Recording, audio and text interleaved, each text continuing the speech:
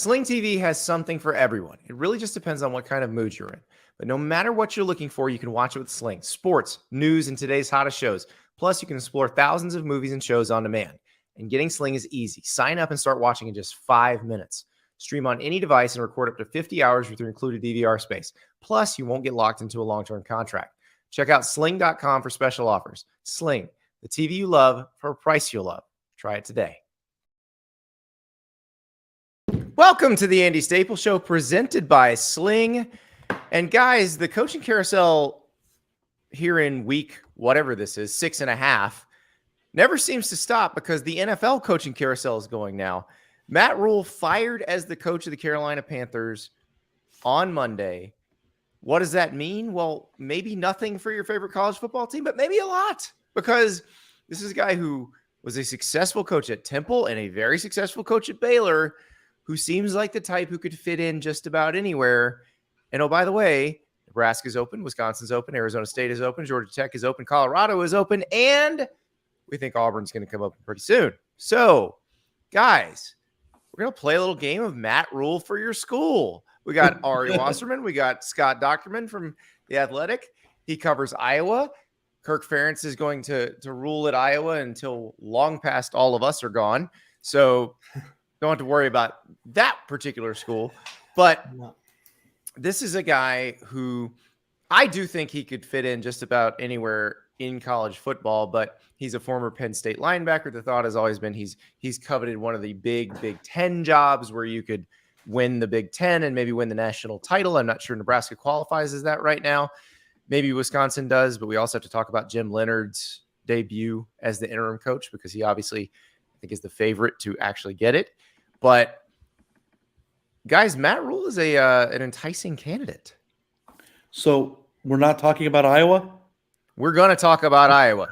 I told Scott. We have to. Scott texts me. He's like, "What are we going to talk about?" And I said, "We're going to talk about you having to cover that Iowa-Illinois game in person, but we'll ease you in with talk of some other stuff first." Okay, you got an Illinois Cup. Very nice. I was just kidding, because the Rhule stuff is really interesting, and I think before you kind of delve into where he would fit or how he would fit, you have to understand that I have a little bit of second guessing that I want you to solve for me. Okay. Because there have been a nice string of coaches at both Temple and Baylor who have had short bursts of success, who have gone on to other programs. So no, I'm not saying that he's not great. Okay. I just want to know what you think his greatest asset is from a strength standpoint as a head coach, so that we can help kind of fit the pieces in of like what school that's going to say hire Matt Rhule actually fits the best. Here's what I think's interesting about him.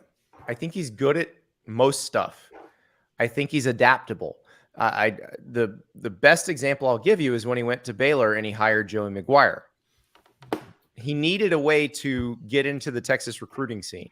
And Joey wasn't the only hire he made from the state of Texas, but he was sort of the Sherpa, if you will. And it allowed them to recruit very well. And some of the players that Dave Aranda won the Big 12 with, in fact, most of the players that Dave Aranda won the Big 12 with, were recruited by Matt Rhule. And let's not forget what a stinking pile of whatever Baylor was when Matt Rhule got there. Now, yes, they had won fairly recently under Art Briles, but all of that stuff had happened. Briles had been fired. You know, the Jim Grobe interim period went terribly. It didn't look like they were going to win for a long time, because it was a program that had not really won before. Briles came and won, and then it looked like it was just going to fall back. And then all of a sudden, Rhule's got him playing for the Big 12 title. So I look at the way he got into that environment and figured out how to recruit there very quickly. And if you've ever met Matt Rhule, he's a very relatable guy. He's one of those guys, I imagine, when he's recruiting, the kid likes, the mom likes, the dad likes, and just everybody kind of decides, hey, I wouldn't mind playing for this guy. There have been maybe not a lot, but a few jobs that have been used as stepping stone jobs, where multiple coaches have come in and succeeded at that level and then have gone on to not succeed long-term in other places, right? Is like Baylor one of those jobs? Is that like a Houston type job? So it may be now, but I think we need to remember what it was when Matt Rhule got it. Yeah. Because what he left it was a great spot for Dave Aranda to land in. And I think Dave Aranda is going to be there a little while. He doesn't strike me as the type who wants to hop around too much. And I don't mean it that it's a job that somebody wouldn't want to stay at. I mean it as they've inexplicably, or maybe there is an explanation, had success at high levels with multiple coaches over multiple periods, when you would think it would be a hard place to differentiate, right? Yes. Yeah. And Baylor is one of those where the pieces are there. Brand new stadium, great recruiting territory. The town is getting very nice. Like all the Waco jokes, like if you've been to Waco in the last 5 years, you don't make Waco jokes because it has become a very nice town. But I think if you look at what he's done there, and look, the NFL failure stink hurts, but there's also the possibility, as Adam Phelan in our live chat points out, that he does TV for a year, lives off that David Tepper billionaire buyout money. Because remember, there's an offset in his contract. I saw Ian Rappaport reported that. So anything he makes in college comes off of his buyout. So he's going to make the same amount of money no matter what he does. So it's just a matter of, do you like any of these jobs, or do you go do TV and take a job that you like better? I think the most interesting aspect is kind of the ripple effect. Is, we see the openings now, but what happens if somebody else leaves somewhere else, somebody goes to the NFL, whatever, all those types of things, then where does he end up? I think he could fit at a lot of them. And you, before the show, you persuaded me and convinced me about Nebraska. Because, yeah, he went to that. That was a stink pile there. It could have very easily been what it was with like Guy Morris and all the other coaches that failed before. Art Briles at Baylor, and because it was to the point in the early 2000s where a lot of people were saying, why is TCU in here instead of Baylor? Why are they in the Big 12 at all? Yeah. And he got him into a high level, and then it went down because that was such a horrific scandal that then he was able to build it back up very quickly. And he also has regional versatility. I mean, he's from Penn State.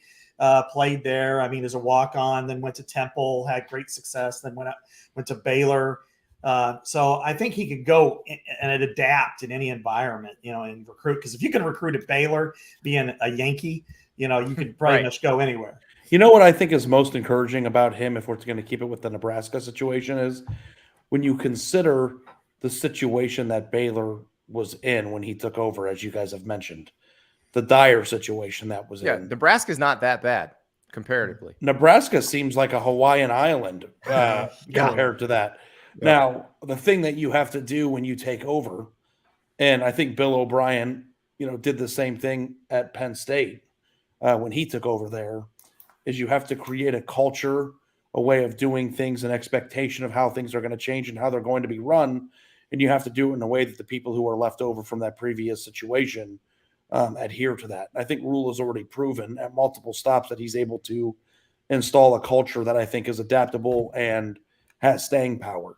And when I think about Nebraska, there's a lot of discussion about what's the master plan going to be, how are they going to do this, how are they going to do that. But, when you look back at the last few coaches, I don't necessarily think that you could say that either of them were able to do what I believe Matt Rhule would do from an installation standpoint. Now, does that mean that Nebraska is going to go win the Big Ten West? I'm not saying that, but I do think that the consistency in how you're going to do things and a buy-in from the players to do it because you've built something before is probably a crucial step one before you can even imagine what Nebraska could be, getting into. So folks in our live chat, seeing some dominoes fall here. Thomas O'Malley asks, what type of job would Matt Entz be considered for? Huge success at North Dakota State and was head coach during the development of Trey Lance. Well, I can tell you what, he could be considered for the Kansas job, and you could have North Dakota State coach versus North Dakota State coach in the Sunflower Showdown if Lance Leipold were to leave Kansas. That would be, I think, if you're Kansas, that is a call you make. If I don't know if he wants to take it, but it's a call you make. But that is down the road. Craig Smith, we've all assumed that Leipold will be gone, but if Nebraska gets Rhule or Campbell and Wisconsin keeps Leonard, is there a job that Leipold leaves for this year? That is a legitimate question because, guys, Jim Leonard, now it's Northwestern, but Wisconsin looked lively playing in the first game since Paul Chryst firing. And you can't say it's just Northwestern a week after getting their doors blown off by Illinois. Well, yeah, it was a game and they won it. I think. Exactly. And I'm more convinced than ever that the timing of that move was to get Jim Leonard that job.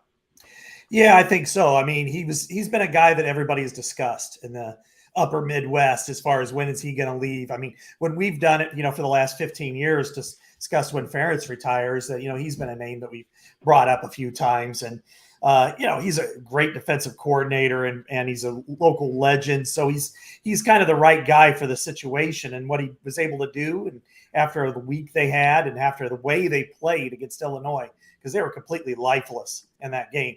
That rewatching that game I've never seen a Wisconsin defense out of its run fits the way it was there, and which is really on Leonard. But that's on Leonard. Yeah, I know. Chris didn't do that. Right. But I think the leadership there, I'd heard so many different things about Paul just got really stubborn and his recruiting was down and he got a couple of guys and that's about it. And so I think Jim's brought back a little bit more of that Wisconsin swagger. And I think this is his runway. I mean, if they could win the West, I wouldn't be surprised at all if they win the West. And if they do that, if they win out or come close to it, then I think he's probably the natural fit there. Nebraska's winning the West. You're convinced now after that tweet. You were kidding when you tweeted that. Now you've been I was just joking. I just thought it was hilarious how many people not only took it seriously but got really mad at me when they found out I was being sarcastic. I could see. I made them happy because I tweeted out chili and cinnamon rolls when they won the game. Yeah. So you're a man of the people, Andy. It's a good year for interim coaches. Mickey Joseph doing a good job so far at Nebraska, doing a better job than Scott Frost did, and Brent Key 2-0 at Georgia Tech. I mean, this is maybe the year of the interim coach, but we'll see what happens with Matt Rhule. I also think he'd be very good talking about football on TV. So, he and Dan Mullen going to have to arm wrestle for that spot next to Booger on the halftime show, or you sending Matt to games? I don't know how you do that, but I'm sure that those networks can find a spot for him if he wants one. You know what I think is a really fascinating discussion? And I saw Ralph Russo and Chris Vanini talking about it a little bit on Twitter. But when you think about the size of these buyouts, guys, and how much money these coaches are making, the one thing that you don't really see these guys do, because how many, you got 10 coaches a year making $50 million not to work. You don't really see them walking away from the game. There's a certain temperament that these guys have to find another job immediately or in the year after they take a year off to do TV. And I wonder if that is the reason why they're successful to begin with. You know what I mean? Right. Yeah. They don't want to sit there and do nothing. Now, I think I think Ed Orgeron would like to do some TV. I don't know how much he wants to jump back into coaching right now. I can make a case for Ed Orgeron to Arizona State that you would be. I'm listening. I think within 30 seconds, I have you on board. You ready? Ed Orgeron to Arizona State. I'm in. Recruit the best players and out-athlete 80% of the Pac-12. Done. That's it. That's the plan. You think he could get them? Yes, he's Ed Orgeron. He gets them anywhere. He got him when he was at Syracuse. Yeah. Yeah. USC, Ole Miss. I mean, he's let alone LSU. Yeah, I'm basically for anybody who can out-athlete anybody. So yeah, exactly. And I think you can do that in the Pac-12. I mean, there are going to be some programs that you can't do that to, but most of the league you can if you get good enough players. With your sissy blue shirt. Yeah. Okay, that's a bad example. That didn't quite work out for him. But there are a few schools that you can win to a satisfactory level. You can have Arizona State in a bowl game every year doing that. So yeah, Coach O to Arizona State. I'm going to speak it into existence. I don't think he wants it, but give him a call anyway. Do you think that Nebraska is the best place for Rhule, or do you think Auburn's a better place? What do you think fits him the most? I don't know that he'd want to be at Auburn. He doesn't strike me as the type. You have to have the stomach for the SEC to recruit in the SEC and to go head to head in all those recruiting battles. And certain people like Matt Rhule, Matt Campbell don't seem to fit that mold. They don't seem to Kirby Smart was born to coach in the SEC. Nick Saban was born to coach in the SEC. That's the type of person you need. And it's funny because that person doesn't really seem to be out there for Auburn. Like, I don't know who that person is. And I mean, even in the coordinator ranks, there's not like an obvious, this guy's been there forever. Like, the perfect Auburn coach, if he was a better game day coach, is Will Muschamp. Will Muschamp was born to coach at Auburn, but he's also born to coach at Florida and born to coach at South Carolina. So the problem was it didn't work out on Saturdays for him most of the time. So that's out. That's not a possibility. But there's probably one or two Auburn boosters that think it is. So I don't know. There's not the obvious guy. Rhule doesn't strike me as that. I think Nebraska would be better for him. I think Wisconsin would be good for him. But again, I don't know if he wants that. But what if he's saying, you know what? Maybe Jim Harbaugh does go to the NFL after 2023. Maybe I hop in there. I think the more you talk about it, the more Nebraska makes perfect sense for me, because it is such it's a one school state, and they embrace their team like no other. And he could go in there and they would let him do his job. And the recruiting is important, but it's building the program more than the recruiting, because I know the numbers thing that Ari will talk about, but they had good athletes. They had athletes that was just as good as anybody in the West, if not better. Their organization was not very good, and I think he could provide a lot of that. So do we think that Nebraska's issue isn't kind of being a misfit in its own geography, and more so that they haven't been able to find a coach that can create the right culture and program? Absolutely. Absolutely. I agree with Scott. They have had the athletes to match up with everybody. Their problem is they haven't beat Wisconsin since 2012 or Iowa since 2014 because they never could handle the line of scrimmage play. They were never physical enough each and every year. Now, once you meet that, equal that in that type of league and that type of weather conditions, then run it whatever the hell you want. Just don't run what Iowa runs. You'll be fine.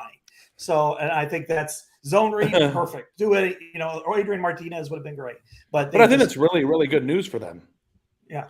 It was better to know that you have an ailment that can be fixed than being systematically broken. It is fixable. I've gone back and forth on this, but I have now come down. You can fix it with the right person.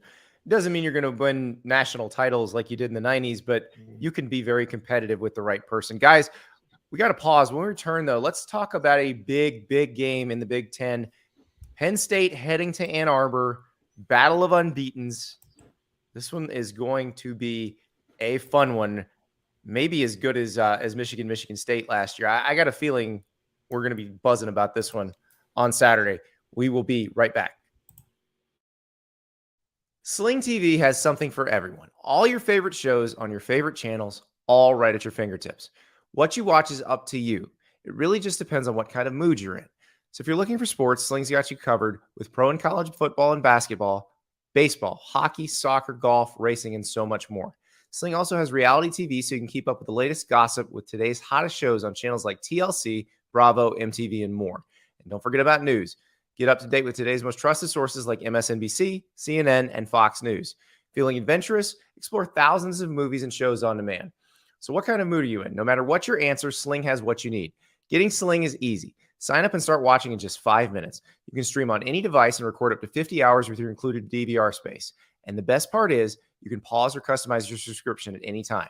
Check out sling.com for special offers. Sling, the TV you love for a price you love. Try it today. Reserve Bar is your online source for premium and luxury spirits, wine, and champagne. And now, Reserve Bar offers same-day delivery. Reserve Bar has a vast lineup of rare and hard-to-find bottles, premium brands, celebrity spirits, and limited releases that you just won't find at your local store.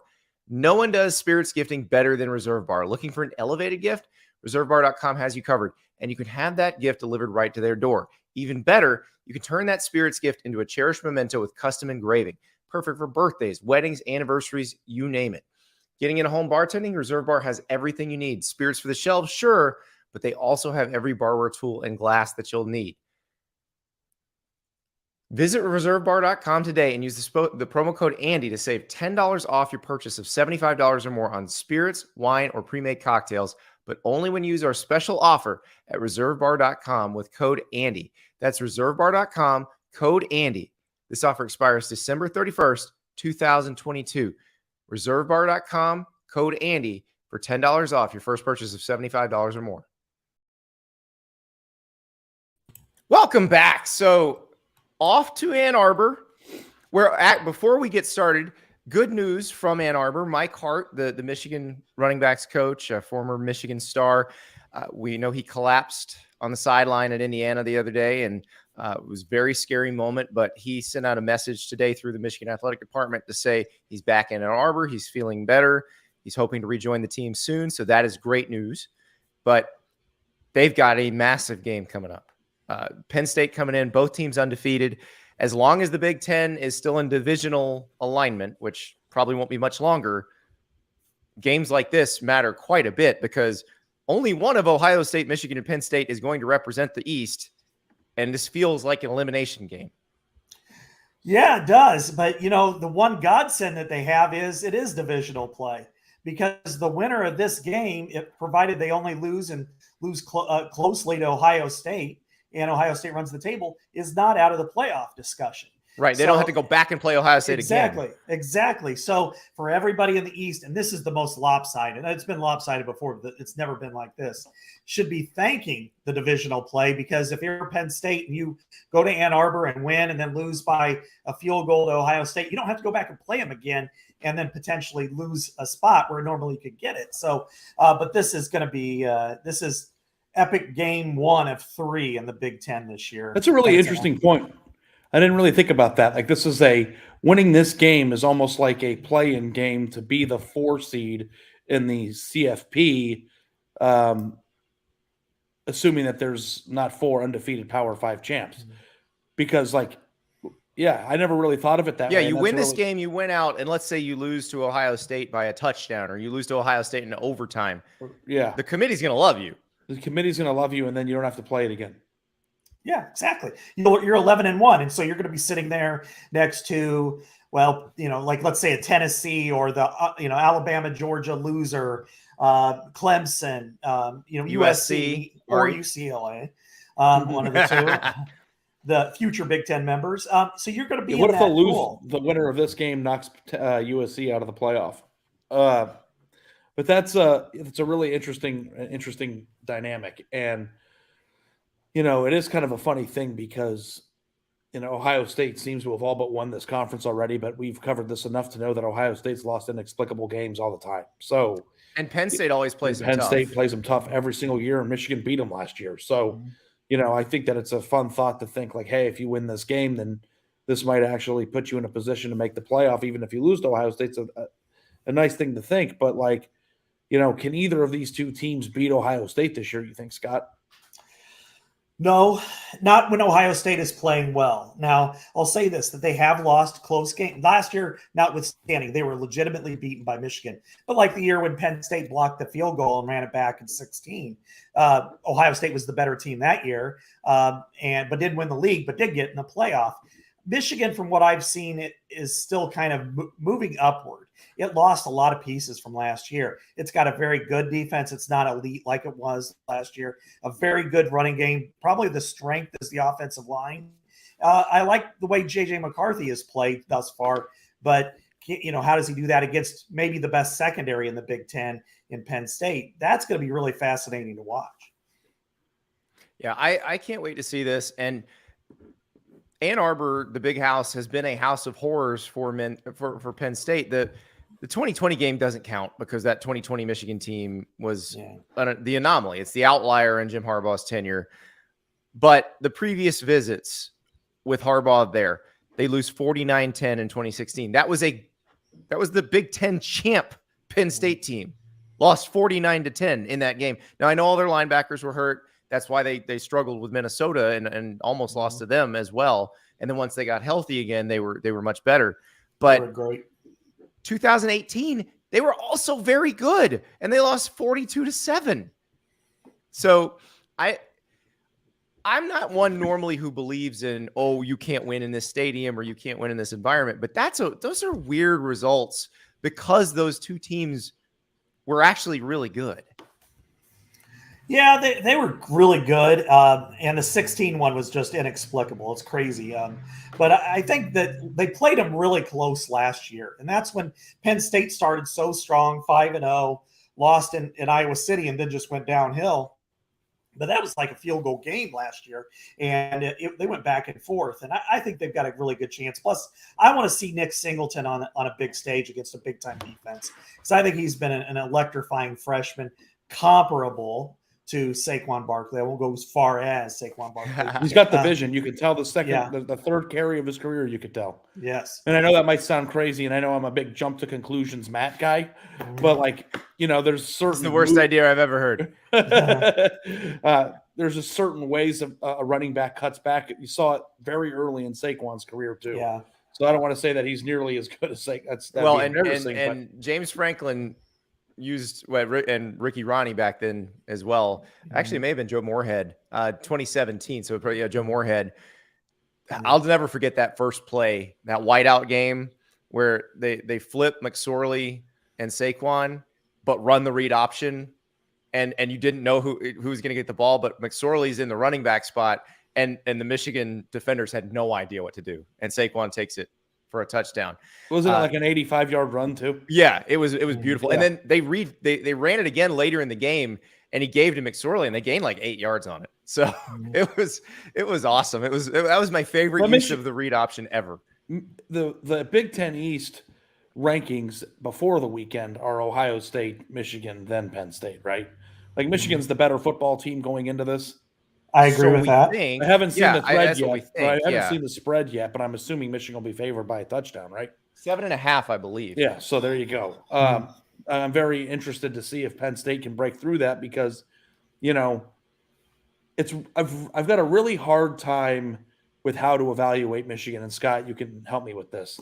But last year they finally broke through, right? But the previous 5 years, for the most part, if you take out the COVID disaster year, they had very similar teams to this where they were 4-0, 5-0, and you thought they were really, really good. And then they kind of turn out to be a 9-3 or a 10-2 team. Like, is Michigan more like last year with the team that they currently have? Or is Michigan more like 4 years ago?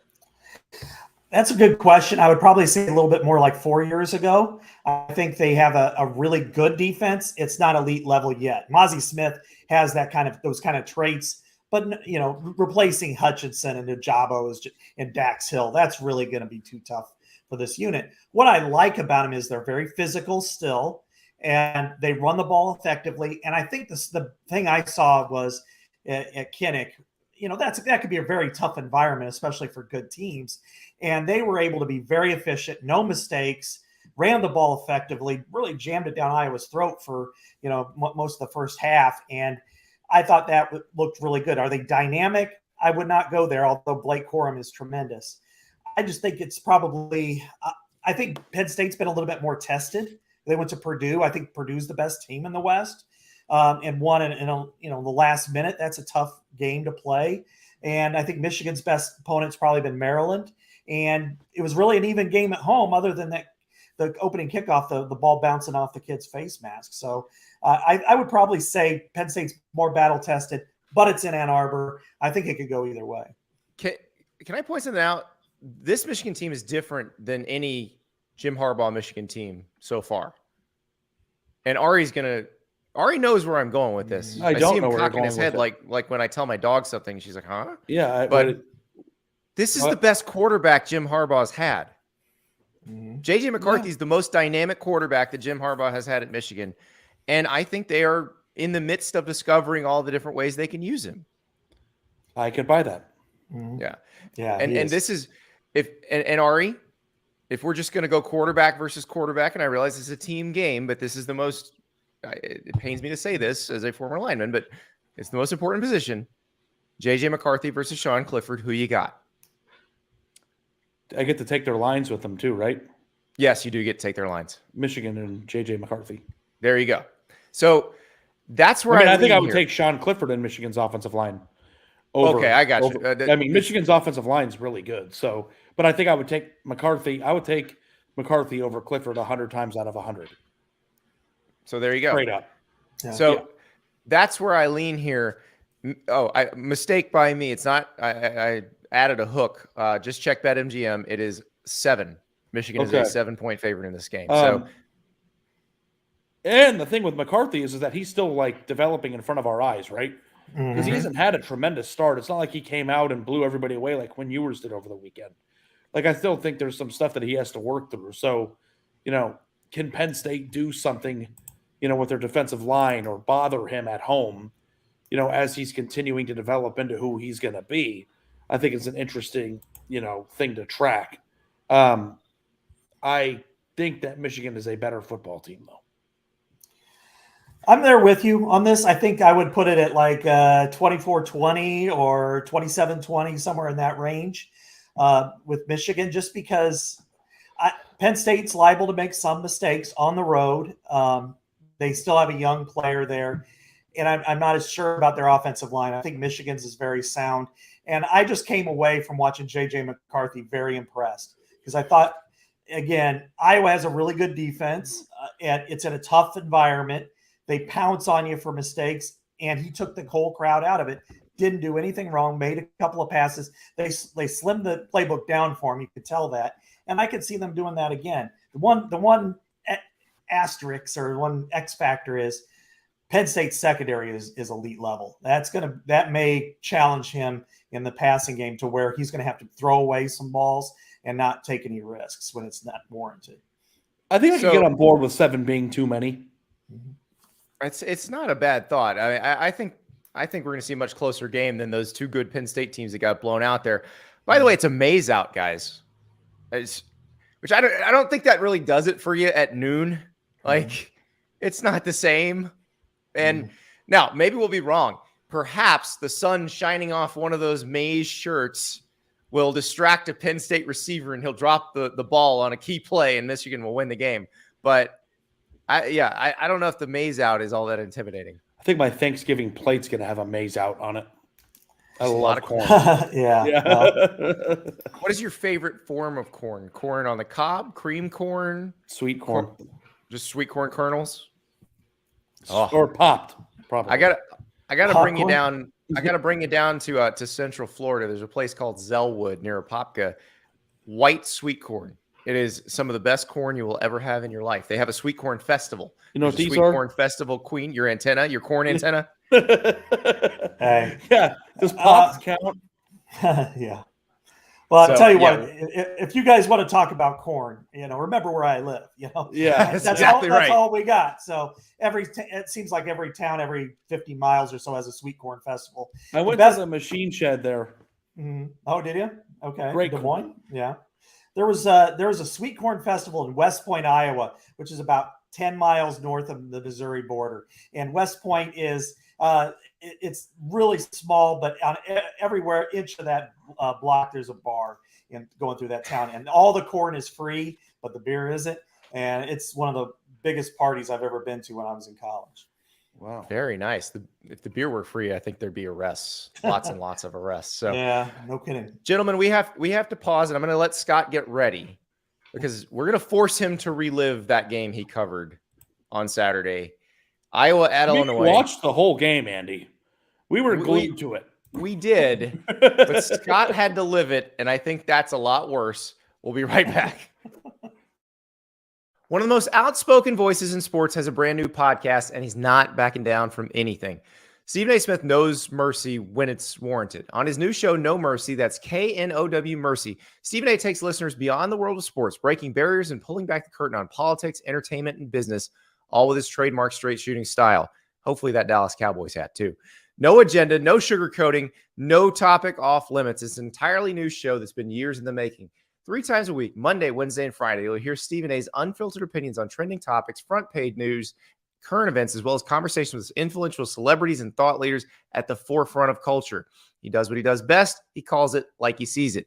Authentic and entertaining, No Mercy offers a different side of Stephen A. Smith with the freedom to say whatever is on his mind.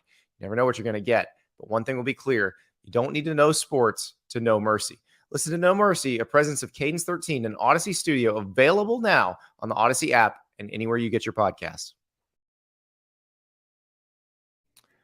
Let's talk about athletic greens. If you're looking to get better gut health, more energy, or a stronger immune system in a really easy, natural way, you've got to check out athletic greens. I'm sure you'll all agree that most of us are not huge fans of taking a handful of pills or vitamins in the morning. But with athletic greens, you can get rid of all those extra vitamin bottles and finally make some room in your cabinet. Athletic greens is an all-in-one solution that actually tastes good. You're going to enjoy getting your daily vitamins. So what is this stuff? With one delicious scoop of athletic greens, you're absorbing 75 high-quality vitamins, minerals, whole food source superfoods, probiotics, and adaptogens to help you start your day right. This special blend of ingredients supports your gut health, your nervous system, your immune system, your energy, recovery, focus, and aging. All the things. Right now, it's time to reclaim your health and arm your immune system with convenient daily nutrition, especially heading into cold and flu season. It's just one scoop in a cup of water every day. That's it. No need for a million different pills and supplements to look out for your health. To make it easy, Athletic Greens is going to give you a free 1-year supply of immune-supporting vitamin D and 5 free travel packs with your first purchase. All you have to do is visit athleticgreens.com/Andy Staples. Again, that's athleticgreens.com/Andy Staples to take ownership over your health and pick up the ultimate daily nutritional insurance. That's athleticgreens.com/Andy Staples. Let's talk about Illinois 9, Iowa 6, with a guy who was there, who lived and breathed every second of it. I wonder if everybody's getting tired of us talking about Illinois and Iowa's offense. They're all kind of built the same, but Iowa's offense is that two-minute drill that they ran, Scott, at the end of the game. And I'm trying to watch it between timeouts in Texas A&M and Alabama. It was painful. Like, you knew when Spencer Petras dropped back that ball was going to be intercepted. It didn't matter that he got hit. It felt inevitable. Yeah, it did. Because I've seen it happen about 4 times before. I think I saw the worst sequence of offensive football in my life. And I'm almost 50 years old. I've watched football since about 4 years old. And this was when it was 6-3 Illinois and in the first half. Iowa had punted. It was muffed by an Illinois player. Jack Campbell recovers. It actually takes the ball out of the air, comes down at the 35-yard line. And I tweeted right before this, these are the types of moments when Illinois loses to Iowa, because they haven't beaten Iowa since 2008. And there it is. First down, sack, short completion, false start, incompletion, another punt by Iowa from the Illinois 41. Second play, Illinois completes a pass to Isaiah Williams. He's hit by Riley Moss. It's recovered at the Illinois 5-yard line. Another gift for Iowa. There it is, 5 yards. What happens on the first play, you might ask? The worst play call I've seen of the Brian Ferentz era. So there's a lot. There's a big list. Wow, that's a big honor. That's like the best meal I ever ate right there. The worst play call of the Brian Ferentz era. Yeah, it doesn't get any better than this, First and goal, they ran kind of like a rollout to the left, but Spencer Petras, he has a big arm. His legs are not really that mobile, and that's a really awkward way for him to run and try to throw. And misfired on LaShawn Williams out in the flat, because that's just not his play. And after 3 years together, you'd figure that play would be successful, like you wouldn't run it. Second down, what does Iowa do? Well, what Iowa always does, and Iowa found a way to lose 3 yards in a rush because, hey, incomplete pass, let's go to the run. So then at the same time, a freshman offensive lineman gets kind of stepped on. He gets up, he pushes the guy, 15-yard flag for unsportsmanlike conduct. So third and goal at the 23, they complete a short pass and kick a 27-yard field goal. So in that sequence, Iowa lost 6 yards after a gift muffed punt into the arms of your All-American linebacker. Lose 6 yards out of that, punt again, get the ball at the 5 and wind up at the 14 and kick a field goal. And that's the last points of your game, 6, 2 field goals. So Illinois ran the ball fairly effectively. Even if Iowa had a bad offense, it probably wins by 2-3 touchdowns. This This is a train wreck. It's like having a pickup 73 Dodge or something that's got 300,000 miles with bald tires, and this is Iowa's offense. And you're driving down the street, and every pothole you feel everything crumble, but no, we're just going to keep driving it. And then it breaks down. Well, we're just going to keep driving it. And that's where they are. They are last in the country in total offense and in the 127 range in every other category except pass offense, which they're 120. And the only reason why is because there's a bunch of option teams behind it. They had 30 carries in the game. Now, some of these are sacks, but 52 yards, an average of 1.7 yards a carry. Now, they were a heavier pass team than they were a run team. Spencer Petras averaging 4.7 yards per attempt. That's not good, guys. Actually better, though, than Arthur Sitkowski's 3.9 yards per attempt on the other side. And I think that's the part that I still can't believe. This defense has not gotten worse. They have not slipped. They continue to be awesome. At some point, if I'm on Iowa's defense or if I'm Phil Parker, the defensive coordinator, I'm going to Brian Ferentz and be like, dude, what is wrong with you? This is why communism can't work, right?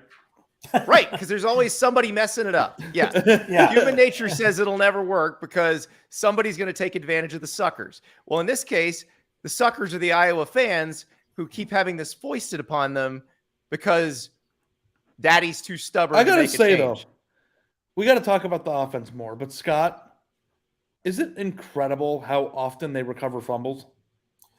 They force them. They're great. I mean, this is a unit that's over the last 5 years, nobody had more interceptions than they did. It was like 89, and I think I want to say Appalachian State was like at 75. They force fumbles. They they're still, I think, third in the country in scoring defense and sixth or something in total defense.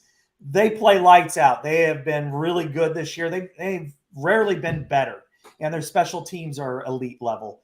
And to see it just wasted and just criminally wasted. I had David Jones. I don't know if you know him. He told me Penn State. Yeah, he told me the 2004 Penn State team is really what Iowa is. 4-7. They never allowed anybody more than 21 points. They allowed 15 points a game, but they only scored 17. Well, right now Iowa's allowing 8.9 points a game, and they're only averaging 14. And it's going to get worse because they play Ohio State. Throw something out there that maybe speak this into existence and could be the best thing ever for Iowa. What if Kirk Ferentz does some soul searching and says, you know what? Perhaps the game has passed me by, or my blind spot for my own family is costing this program I love dearly. So I will step aside. And then Iowa either elevates LeVar Woods, special teams coordinator, Iowa guy, or Phil Parker, defensive coordinator. And everything else remains the same, except they go find somebody who can run a competent offense. What would that be? I think you would see the clouds part. It's a blue sky day in the Midwest, but the clouds would part because it is untenable. I have never seen a more angry Iowa fan base than right now. And they've had times when they've been up in arms. I mean, losing the Rose Bowl to Christian McCaffrey the way they did. This is outrageous. It's right now at the height of anger. And what comes next after they get beat 50-3 or whatever by Ohio State because they throw 7 pick sixes? It's going to be apathy. And that's coming next. And here's the thing. I would make the pitchforks and torches jokes, but a lot of them might actually own pitchforks. So this could be, but you know what I think makes them matter? And let me know if I'm wrong on this, Scott. It is the fact that they are so good defensively and so good on special teams. Like if they stunk in both of those areas, this might be a little easier to take. They could stomach that. The other part that they're really struggling with is how can Paul Chris get fired after going 15-10 the last couple of years and really, beating Iowa more often than not. And Nebraska fire Scott Frost, and Rutgers fire its offensive coordinator, and Indiana fire its offensive line coach. And Brian Ferentz continues to come back day after day after day. I mean, there's a couple of things to this. One is, as I mentioned, the sequence. That's play calling. Let's call it what it is too. This is a team that prides itself on being tough and physical and great offensive line play, and it's not there. And the other thing, I mean, I'm sitting in my son's apartment in Minneapolis. I would not subject my son to the kind of verbal abuse that Brian's getting right now, because I also know better than not to have my son do something he's not capable of doing successfully. And now, that is a total blind spot. We had a question in the chat that I had not thought about, but it's interesting because to get around the anti-nepotism rule, they have Brian Ferentz reporting directly to Gary Barta, the athletic director. Right.